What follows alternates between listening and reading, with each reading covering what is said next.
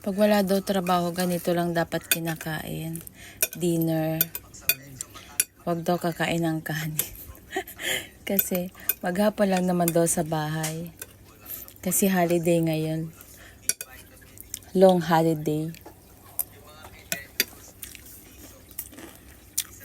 5 days, 1 week, plus Saturday, Sunday.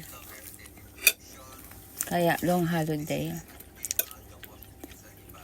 Kaya ito lang kakain namin. At salamat kay Gina sa sponsor dito. Ito lang yung pagkain namin. Si Ipoy kumain na kanina.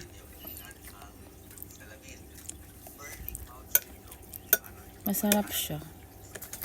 Kaya lang baka mamaya magutom din ako. Naman walang trabaho. Ito lang daw ang pagkain niya. Guys, joke lang pala yun. Hindi ko pala kayang kumain ng walang kanin. Kanin is life. Joke lang yung kanina cereal. So guys, kain muna tayo. Bye. Thank you for watching.